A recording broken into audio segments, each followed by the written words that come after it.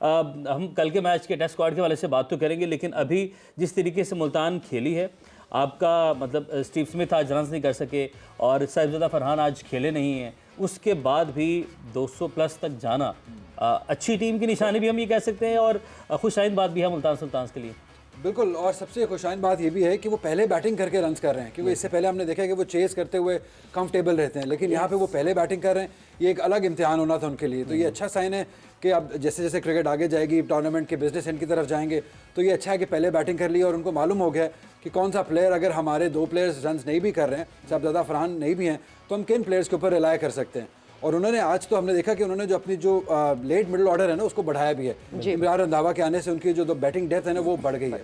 सब वो अच्छे ऑलराउंड क्रिकेटर भी हैं, तो उससे उनको फायदा हुआ। वो जो आखिरी आप कह रहे थे ना, अभी जो मोमेंटम है इनिंग के एंड पे, वो दिया है आज इमरान रंधावा ने, जिसकी वजह से वो रन्स जो आप कह रहे थे कि 180 होने थे, वो आप शायद 200-210 रंधावा की हिस्ट्री भी आप बता रहे थे, कहाँ से हैं, मतलब जरा बताइएगा हमारे नाज़रीन को भी, कहाँ से खेलते रहे। अच्छा, मेरी इनके साथ बड़ी पुरानी दोस्ती है, क्योंकि हम कमेंट्री जब भी करते हैं तो बहुत अरसे से ना ये बेचारे स्ट्रगल कर रहे थे, कहीं कभी खेलते थे कभी नहीं खेलते थे। इससे पहले पेशावर ज़ल्मी ने भी इनको एक आधा सीजन खिलाया है PSL के अंदर, मतलब डोमेस्टिक के भुगते हुए हैं बेचारे, बहुत ज़्यादा रगड़ा लगा हुआ है इनको। तो अभी भी इस बार ये बहुत अच्छी फॉर्म में थे। नेशनल T20 क्वालिफायर्स में भावलपुर का कहीं कोई नाम नहीं ले रहा था कि वो क्वालिफाई करेगा अगले राउंड के लिए, लेकिन इन्होंने single handedly along with their bowlers इन्होंने क्वालिफाई कराया। फाइनल में 90 रन की इन्होंने इनिंग खेली थी, जिसकी वजह से फिर अगले राउंड में गए भावलपुर। और ये शायद ये जो परफॉर्मेंस, ये जो अब आप इनको देख रहे हैं PSL में, ये उसी परफॉर्मेंस की वजह से। बिल्कुल, ये और परफॉर्मेंसेस इसी वजह से दिख रही हैं क्योंकि इतना जब आप डोमेस्टिक में आप वक्त गुजार चुके होते हैं, परफॉर्मेंसेस दे चुके होते हैं, तो ऑब्वियसली फिर कहीं ना कहीं, और अब मैं देख रही हूँ कि 29 साल हो गए उनको डोमेस्टिक में ही घूमते घूमते। तौसीफ साहब, कितने लड़के वैसे हम डोमेस्टिक में ऐसे ही ज़ाया कर देते, भूल जाते हैं? देखिए, एक तो पहली बात ये कि जो हिस्ट्री बताई है, यस, ऐसे ये तो रंधावा की बात है, ऐसे कई ऐसे प्लेयर हैं जो माजी बन के रह गए, और आपने खुद भी देखा कि क्यों ना बने।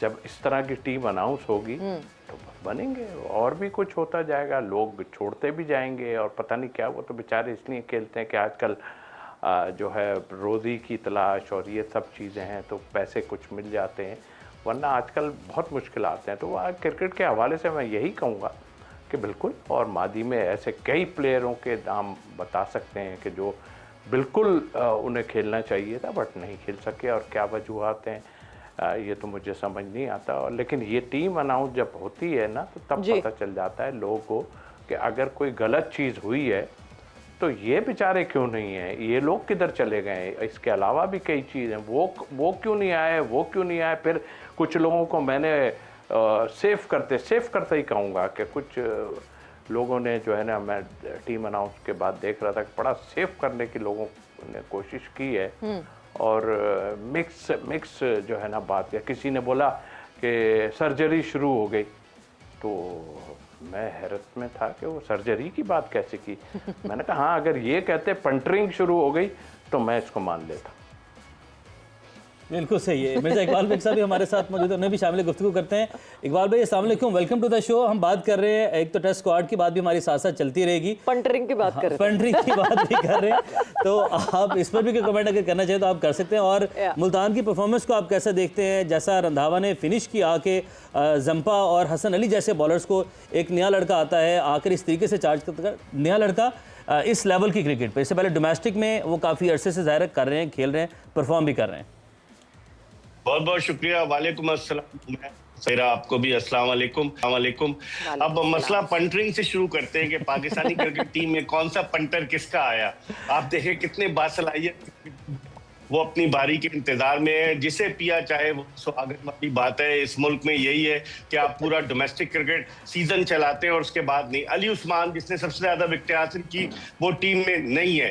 फिर साद बेग, रोहेल नजीर वो टीम में नहीं है। कौन सी टीम आपने सेलेक्ट की है समझ नहीं आता। और एक प्रेस रिलीज के जरिए आप टीम जो है वो जारी कर देते हैं सवालात जवाबात से बचने के लिए। और इस तरह का अगर सिलेक्शन होगा तो आप फिर कैसे तवक्को करेंगे? कोई चीफ सेलेक्टर नहीं है। मैं कई दफा सवेरा के प्रोग्राम में कोई चीफ सिलेक्टर ही नहीं है, तो कौन जिम्मेदारी कबूल करेगा? मेरे ख्याल में ये पंटरों को नवाजने वाली बात है।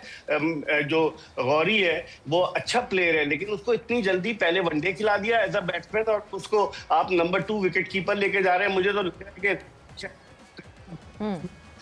गाजी गौरी को खिलाया जाएगा।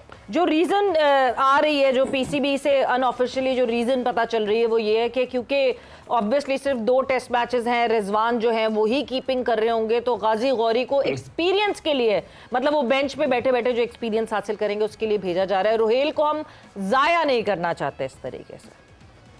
सवेरा अनऑफिशियल रीजन आती हैं, आप देखें ये तो हमें कल पता चला, वरना पहले खबरें लीक कर दी गई थी कि सरफराज पाकिस्तानी क्रिकेट टीम के हेड कोच होंगे। खबरें पहले से लीक कर दी गई थी कि शान मसूद कप्तान होंगे। तो ये भी अनऑफिशियली अगर कहा जाता है, आप जो कह रही हैं कि अनऑफिशियल है, तो ये भी फिर ऐसे ही होगा कि बाद में क्या होगा। लेकिन आप क्या बाकी प्लेयर्स कहाँ चले गए? साद बेग कहाँ चला गया? बिल्कुल सर्किट में पाकिस्तान अंडर 19 का कप्तान रहा है। रोहित कहाँ चला? पाकिस्तान अंडर 19 का कप्तान रहा है। तो आखिर ये बासलाहियत क्रिकेटर, अगर अब इन्हें मौका नहीं मिलेगा तो कब मिलेगा? अच्छी बात है आपने अजान ओवैस को मौका दिया, अच्छी बात है कि आपने जो अब्दुल्ला फजल को चांस दिया, लेकिन बाकी खिलाड़ियों के साथ एक तरफ आप बैलेंस कर देते हैं, एक तरफ अपने पंटर को ले आते हैं, ये ज्यादती है। इकबाल साहब, कल हमारी एक डिस्कशन हो रही थी जिसपे आप मुझे शदीद याद आए, वो इस वजह से क्योंकि हम गिन रहे थे कि इस टीम में कितने प्लेयर्स हैं जो कि जोन 6 से खेलते हैं। देखें, ये पाकिस्तान की टीम है, पाकिस्तान क्रिकेट क्लब की टीम नहीं है। लेकिन आप इसको छोड़ें, आप उसमें क्वेटा ग्लैडिएटर्स में भी देखें, एहसान अली को खिला दिया इन्होंने। एहसान अली, फिर मैं आपको कितनी एग्जांपल दूं सवेरा, फिर ये कहेंगे कि हम पे तनकीद करते हैं, लेकिन हम तनकीद बराए तनकीद नहीं करते, हम आंखें खोलने के लिए करते हैं कि जो लड़का उस क्लब में खेलेगा वो पाकिस्तान में आएगा। असद शफीक भी वहां खेलते रहे, सरफराज भी वहां खेलते रहे, साइम अयूब भी वहां खेलते रहे, एक तवील फहरिस्त है कि जो आ जाएगा। तो ये तो है ना, कराची की क्रिकेट भी सिमट गई है। तौसीफ भाई ज्यादा बता सकते हैं क्योंकि ये जोन 4 में क्रिकेट खेले भी हैं, इन्होंने क्रिकेट को सिलेक्शन कमेटी में भी रोल प्ले किया है। लेकिन अगर इस तरह से वही पंटरगिरी वाली बात हो, मुझे तो लगता है कहीं ना कहीं खिलाड़ियों को इंडक्ट करने का कमीशन भी मिलता है लोगों को, मुझे ये लग रहा है। I am not sure about that, मेरे पास कोई प्रूफ नहीं, लेकिन मुझे कई लोगों ने ये कहा कि अगर कोई खिलाड़ी खेलता है पीएसएल में, अब तो करोड़ों की लाखों की बात हो रही है, तो उसको कमीशन बहुत अच्छा जाता है उसके जो सरपरस्त होते हैं उनको। तो इकबाल भाई, अगर हम यहाँ पर बैठे हुए डिस्कस कर रहे हैं, यहाँ पर कल भी जोर का जोर में यही बात हुई, आज भी तो ये हुकाम बाला को नहीं पता, जो हमारे अहबाब हैं, बोर्ड क्यों नहीं पता कि एक स्पेशल क्लब को या एक जगह से तमाम लड़के, कोचेस भी वहीं से आगे, प्लेयर्स भी वहीं से आगे, तो कॉन्फ्लिक्ट ऑफ इंटरेस्ट कहाँ पे गया फिर?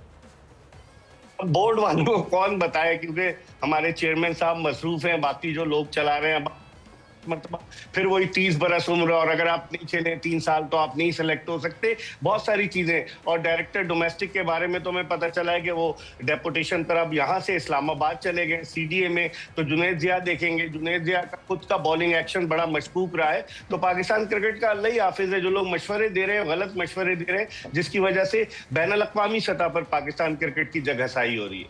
तौसीफ साहब, गलत मशवरे, मुसलसल गलत मशवरों की बात हो रही है, मगर आज ऐसा लगता है कि मुल्तान सुल्तान को कोई सही मशवरा मिला था। साहिबजादा फरहान की कोई रीजनिंग नहीं आई। अभी आप लोगों से गुफ्तगू करते हुए मैं ढूंढ रही थी कि कोई ना कोई कहीं ना कहीं मुल्तान सुल्तान की मैनेजमेंट ने बताया होगा कि क्यों साहिबजादा फरहान आज नहीं हिस्सा बने। मे बी मुल्तान ने रेस्ट दिया या क्या, मगर जिस तरह उमैर ने शुरू में कहा था कि उनके बगैर भी मुल्तान सुल्तान मैनेज कि वो 200+ का टारगेट सेट कर सकें।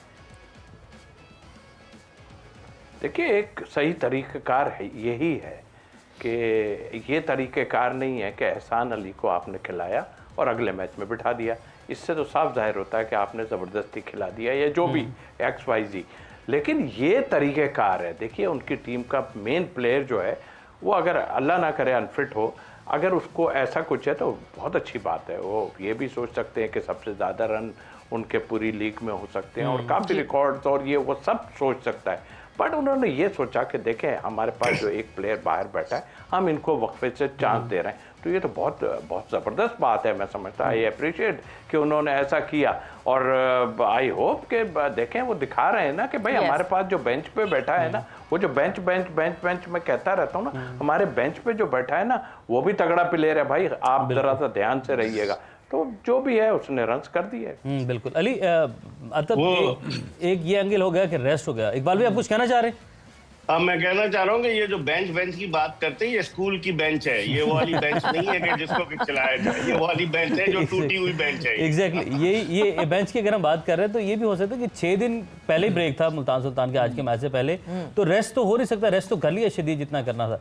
कोई रीजन होता है, जिस तरह हम पाकिस्तान सुपर लीग में एक ट्रेंड बन गया कि खिलाड़ी को छुट्टी पे भेज देते हैं, बिल्कुल 4 दिन का गैप है, 6 स्क्वाड से रिलीज, हसन अली गए थे, डेविड वार्नर गए थे और बहुत सारे प्लेयर्स हैं, एक और टीम के प्लेयर्स भी कुछ हैं जो गए थे, इनके भी फॉरेन प्लेयर्स जो हैं वो दुबई गए थे घूमने तो के लिए। मतलब रेस्ट वाला तो आंसर अब यहाँ पर नहीं है, कोई मजबूरी होगी या अभी पहुंचे नहीं होंगे, स्क्वाड को ज्वाइन नहीं किया होगा, तो ये भी हम कह सकते हैं। मुझे लगता है कि शायद जो रीजनिंग है कि वो अवैस जफर को भी ट्राई करना चाहते हैं, क्योंकि अवैस जफर भी फैसलाबाद से आए, उन्होंने भी काफ़ी अच्छा परफॉर्म किया और वो काफ़ी जो डोमेस्टिक सर्किट है उसमें बहुत हाईली रेट किए जाते हैं एज अ बैटर। तो उन्होंने सोचा होगा, क्योंकि हम देख रहे हैं कि जो एनवायरनमेंट है ना मुल्तान सुल्तान का, वो ऐसा है कि वो एक दूसरे को मौका देते हैं, वो चांस देते हैं कि चलिए आइए नए प्लेयर को चांस दें। ऑस्ट्रेलियन माइंडसेट, ऑस्ट्रेलिया बिल्कुल, ऑस्ट्रेलियन का फ्लेवर है उनकी टीम के अंदर, 4 ओवरसीज ऑस्ट्रेलियंस खेलते हैं, तो आई एम श्योर उनका काफ़ी इन्फ्लुएंस होगा, कैप्टन का बहुत इन्फ्लुएंस होगा कि चलिए बाकियों को भी मौका देते हैं। इससे पहले आपने देखा होगा मोमिन कमर खेले, फैसल अकरम आ गए, फिर फैसल अकरम आए, आज फिर वापस मोमिन कमर को लेके आए हैं वो, तो उनके पास वो दिखा रहे हैं कि हमारे पास कितनी वैरायटी है, हम सब एक दूसरे के लिए खेलते हैं